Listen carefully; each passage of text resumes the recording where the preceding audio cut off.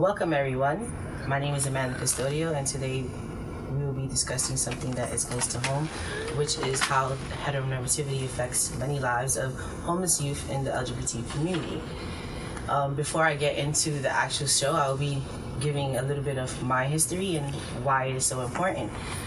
Basically, when I was around 12 years old, my mother found out that I was gay, and she beat me, unfortunately. And ever since she found out that I was gay, I started to dress more like a boy. Because I was dressing like a boy, me and her relationship wasn't so great. She would constantly ask me questions like, when will you stop dressing like a boy? Will you dress like a boy for the rest of your life? Etc., etc. And this went on for about 4 years until I couldn't really take it anymore, and I winded up running away. When I ran away, I was obviously homeless, sleeping in wherever I could rest my head, whether it be the trains, McDonald's, anywhere basically that I could find. I even went to shelters, and it was good, it wasn't good, but to get away from me, I would like to bring Mike Roman, which is a doctor, and he will be discussing why this topic is important. Hi, man. Hello. Good to see you Good to see you too. Thank you so much for inviting me to come today. I'm excited to be here. I'm excited to have you. Thank you. Thank you. So, can you let us know why this topic is so important? Sure.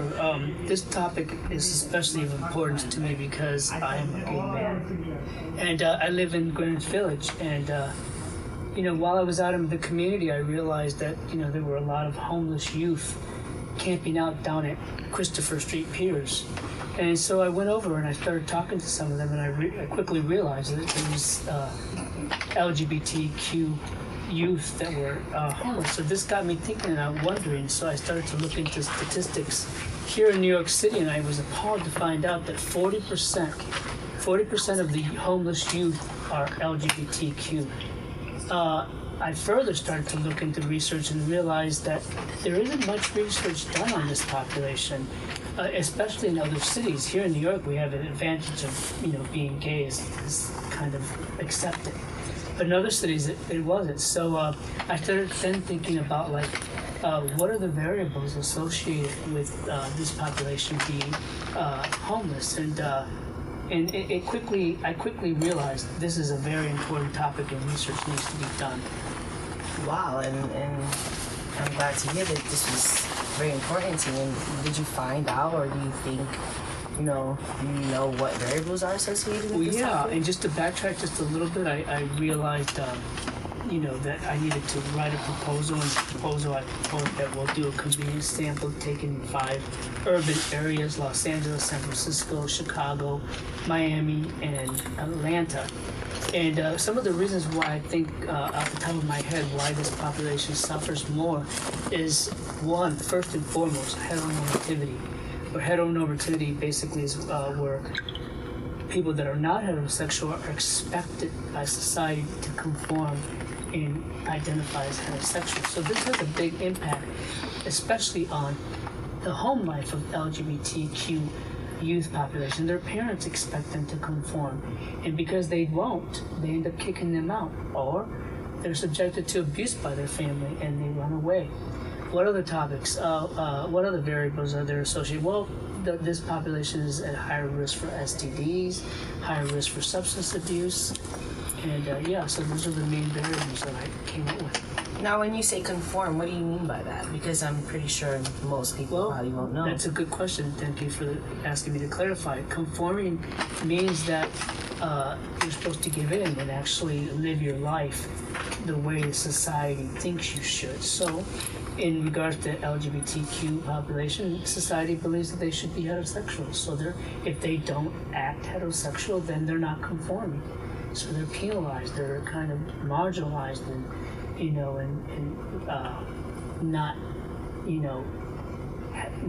not endorsed for being who they are, in other words. Thank you so much. I appreciate your time. My pleasure. Thank you for having me. For coming. Have a good day. Thank you too. So next we will be having a family of LGBTQ youth come and explain their little life experience. Hello. Hi. Welcome. Thank you. So So, guys, would you like to introduce yourselves? Yes, my name is Melody Smalls. I'm Radha Ryan, her mother. Thank you guys for coming. So, who would like to go first? I guess I'll start. I will say that all my life I knew that I was gay. I knew that I like women, or well now women, but back then girls. And then I just didn't know how to express myself. I didn't know who I can talk to, where I can go, and not feel that I was like the bad person in the situation. But when I was 15, I just felt like I needed to explore. I needed to share, what was happening and how I was feeling. So I did decide to go to my mother and talk to her about it. Okay. And when I told her, it wasn't good. Let's just say that it was not good at all. Okay. Yeah. And by saying it wasn't good, what do you really mean by that? She was highly upset. She didn't accept it at all. It wasn't the way I expected her to react, but I did expect for her to not understand fully, and because it wasn't a norm for me or for her or for anybody around us. So I knew it would be different. So the experience was a little harsh, but yeah. Okay. So why do you think that you didn't accept it much at the time? Well, when Melody first told me that she was gay, I was like, what? Are you serious? Is this really what you're thinking right now to tell me? I can't believe this. It was unacceptable at that time. I couldn't like digest that in me. I really couldn't. I was like, Melody, you need to sit down and think what you're telling me, because it's not really you. It's not who you are, and I can't accept this. And I told her, I said, you cannot live in my house, and I kicked her out. I didn't think about nothing, about the struggles she's gonna have or anything. I just kicked her out. I see. I was really mean to her, yeah. Okay, and what did you experience when you was out there all alone? Oh, well, when she first kicked me out, I was like, oh my gosh, like I'm 15 years old, what am I supposed to do? But I had friends, at the time. No one knew about me being gay. So when I tried to stay at my friend's house, once they found out, or once their parents found out, they also kicked me out because it wasn't okay. I then was living on the streets. Similar to your story, I was sleeping on the trains and anywhere I could find a place to rest my head at night, that's where I'd be sleeping. The only place that I actually had some acceptance and that I felt home was down on Christopher Street, Chelsea Pier, Pier 42. I was home. I didn't have to worry about anything. I didn't have to stress. It was a comfort zone. You know what I mean? Yes. But all good things come to an end. Once it was time for the pier to close, again I had nowhere to go. I see. It just got harder. Not having any money, I stopped going to school, and I just had no support. I then turned to drugs, and I also started selling my body so I can have money to be able to support myself, to be able to eat and survive in the streets. Sorry to hear that. And all I remember is just always taking these drugs and doing these drugs, and nobody cared, so I didn't care. And just one day I just passed out, and that's all I remember. Wow, I'm so sorry to hear that. I'm so sorry to hear that. And how did that make you feel? Well, I got a phone call on the 14th March saying that Melody was in the hospital. I was shocked. I could not even breathe, so I rushed to the hospital, and when I went there, I saw Melody lying on this bed with tubes and cords and everything attached to her. I was like, what is wrong with my baby girl? I didn't see her in a long while because I kicked her out. And then I was told that she was overdosed. And I was like, oh my God, I did this. I was so sorry that I did it. So, I talked to her, and she woke up, And I said, Melody, I'm really sorry that I kicked you out of the house and you were going through all of these things. Well, she told me what she went through. And I told her, I said, I really want you to go back home. And at that time, I started understanding her and trying to accept that she was different, and I accepted her. That's good to hear. So you guys are in good standing right Yes. now? Yes, That's definitely. really good to hear.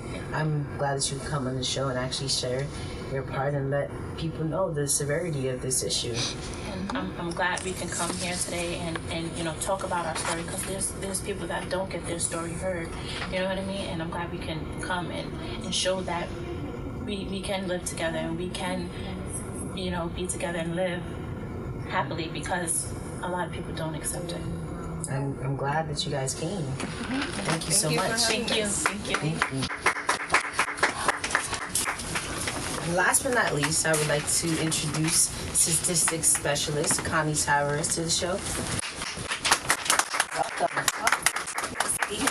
Nice having you. Thank you so much. Thank you. So, Connie, how many LGBTQ youth are homeless today?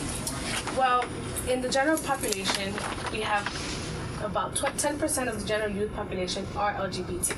Unfortunately, 40% of the homeless youth population are LGBT, which is a very big disproportionate to the general population.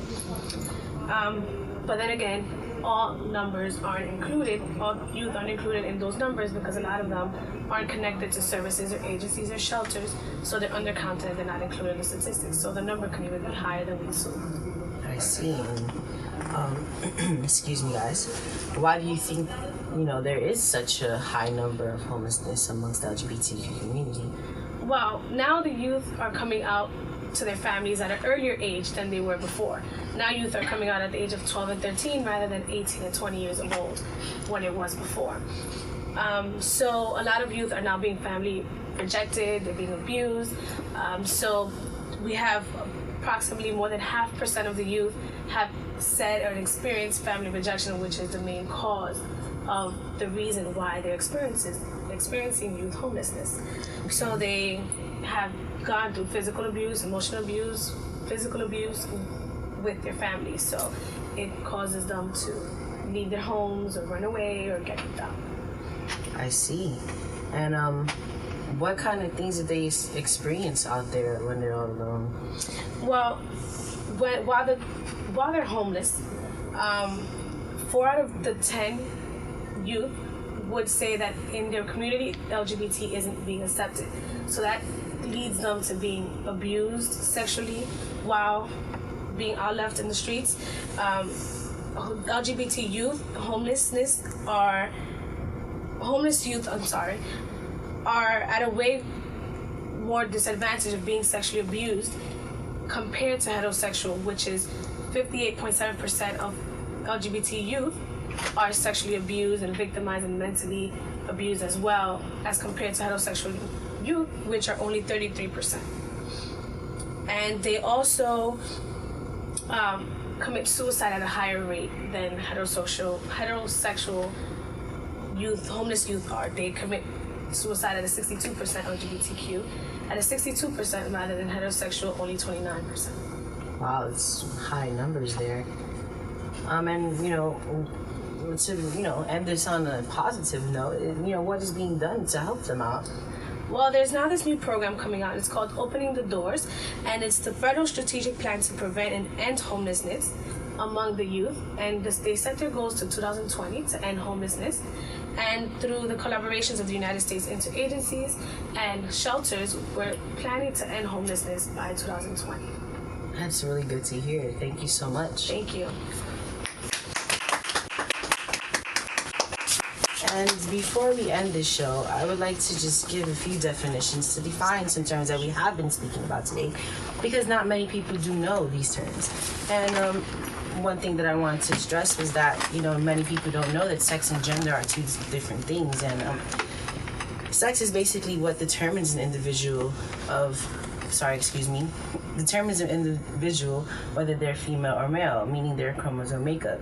Gender, however, is societal constructed, where we have to adhere to gender norms, where males have to do specific things, females have to do specific things, and if anyone does anything outside of those norms, they're seen as abnormal.